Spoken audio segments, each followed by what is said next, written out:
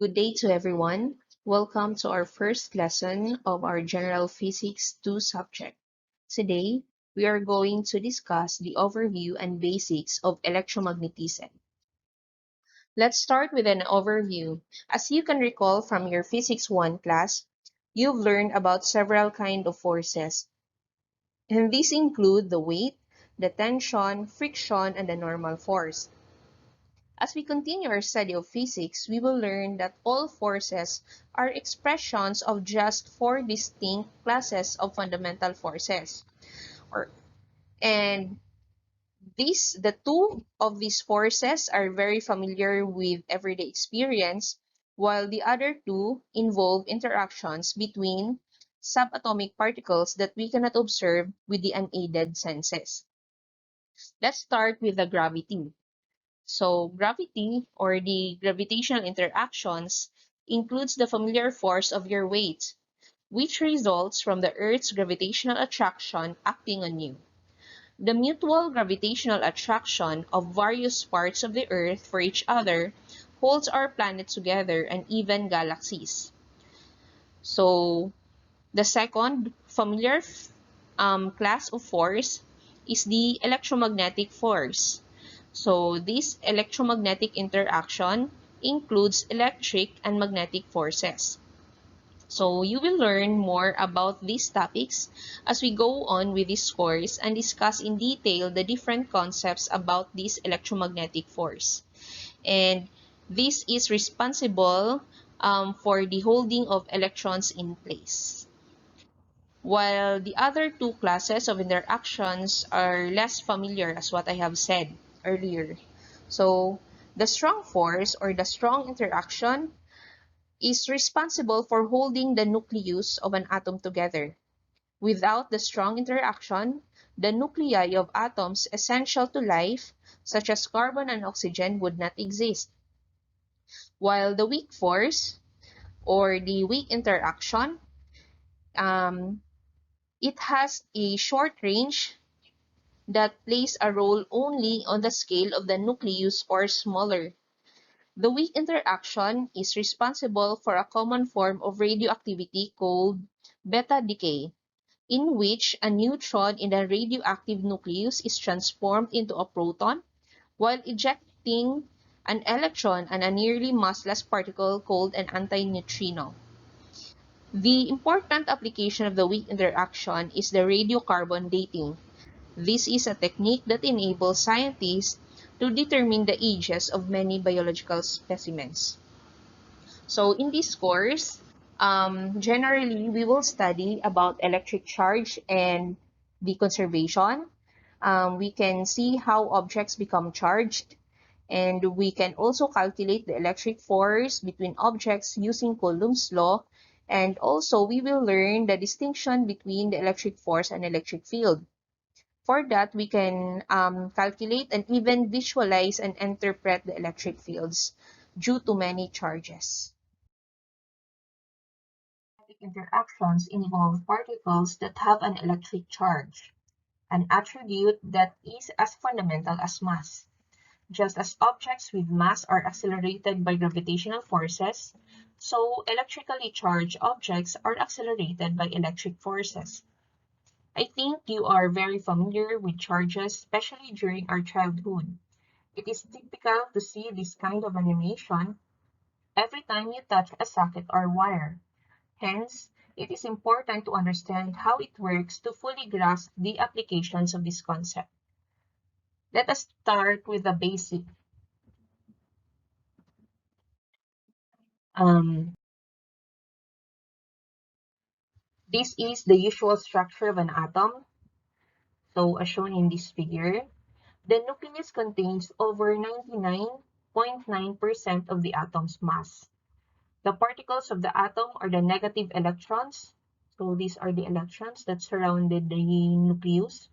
It has a mass of 9.109 times 10 to the negative 31 kilogram.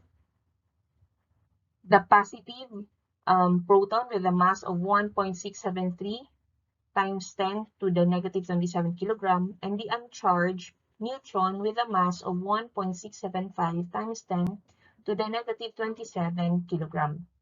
Protons and neutrons make up the tiny dense nucleus, which is surrounded by electrons. The electric attraction between the protons and electrons hold the atom together, while the charges of the electron and proton are equal in magnitude. Take note that we are dealing with charges at rest, and this is called electrostatics. This involves electric charges, the forces between them, and their behavior in materials. An understanding of electricity requires a step-by-step approach, for one concept is the building block for the next. You just have to remember, the fundamental rule at the base of all electrical phenomena is that like charges repel and opposite charges attract. Electrical forces arise from the particles in atoms. The protons in the nucleus attract the electrons and hold them in orbit, as what I have said, and the electrons are attracted to protons, but electrons repel other electrons. So by convention, electrons are negatively charged, protons are positively charged, while neutrons have no charge, meaning they are neither attracted nor repelled by charged particles. Let us discuss now the concept of atoms and ions.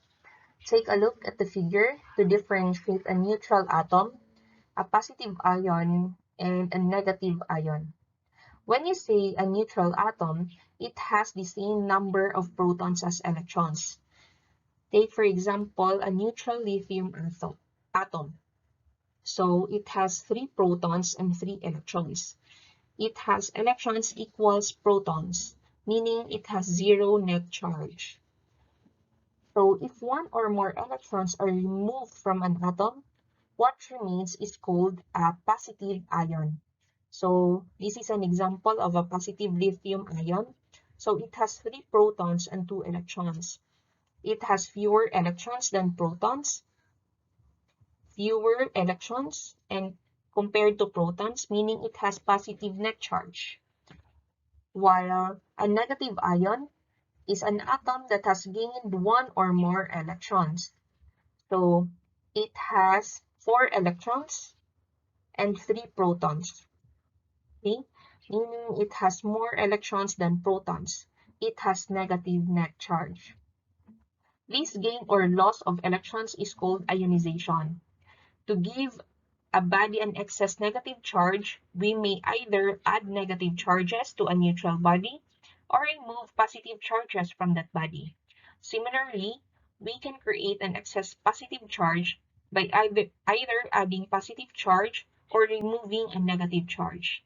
Take note that when we speak of the charge of a body, we always mean its net charge.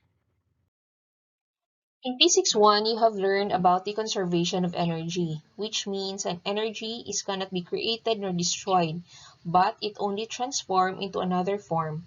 Here in Physics 2, we also have conservation of charge. It indicated that the proton and an electron have the same magnitude charge. And the magnitude of this charge of the electron or proton is a natural unit of charge, meaning all observable charge is quantized in this unit. Meaning the electric charge is always an integer multiple of this basic unit. So a very familiar example of quantization is money. When you pay cash for an item in a store, you have to do it in 1 cent increments. Cash can't be divided into amounts smaller than 1 cent. This signifies that electric charge can't be divided into amounts smaller than the charge of 1 electron or proton. The conservation of charge also indicates that the universal principle of charge conservation states that the algebraic sum of all the electric charges in any closed system is constant. If we rub together a plastic rod and a piece of fur, both initially uncharged, the rod acquires a negative charge since it takes electrons from the fur, and the fur acquires a positive charge of the same magnitude since it has lost as many electrons as the rod has gained. Hence, the total electric charge on the two bodies together does not change. In any charging process, charge is not created or destroyed. It is merely transferred from one body to another. Conservation of charge is thought to be a universal conservation law. No experimental evidence for any violation of this principle has ever been observed. Even in high-energy interactions, in which particles are created or destroyed, such as the creation of electron-positron pairs, the total charge of any closed system is exactly constant. Understanding the different types of materials is also important in understanding the behavior of electric charge in these materials. So we will discuss now the conductors, semiconductor, and the insulator. A conductor permits the easy movement of electric charge through it, while an insulator does not. So most metals are good conductors, while most non-metals are insulators, while the semiconductors are intermediate in their properties between good conductors and good insulators. Examples for semiconductors are the resistors and the ICs. So electronic parts. Okay. So to know about the induced charges, let us discuss the process of charging by induction.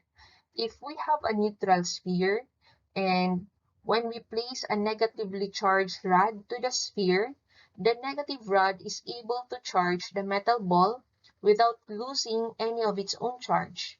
This process is called charging by induction. And the electrons at this part, okay, leave the sphere through the conducting wire. And if we remove the negatively charged rod, the sphere becomes and remains positively charged.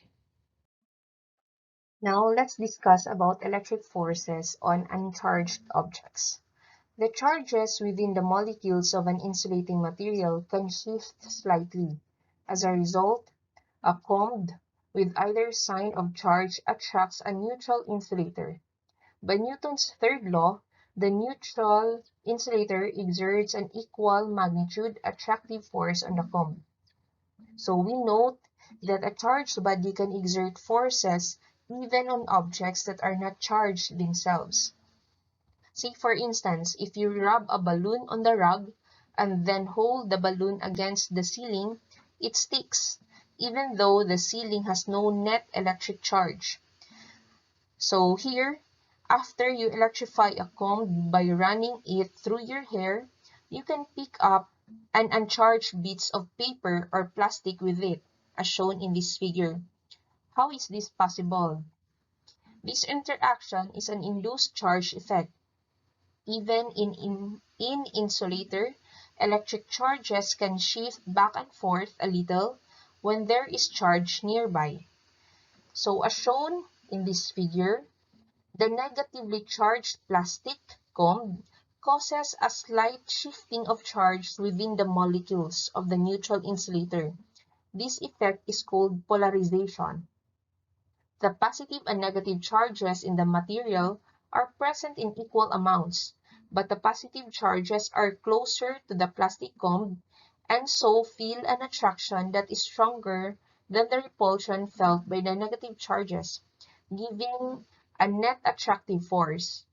In the next lesson, we will study how electric forces depend on distance. So here, the neutral insulator is also attracted to a positively charged comb. Now the charges in the insulator shift in the opposite direction. The negative charges in the insulator are closer to the comb and feel an attractive force that is stronger than the repulsion felt by the positive charges in the insulator. Hence, a charged object of either sign exerts an attractive force on an uncharged insulator. This is all for today. We will end the part 1 of the lesson 1, and I hope that you now understand the basics of electric charge, its interaction, and its behavior. For the next lesson, we will discuss about Coulomb's law. See you next time.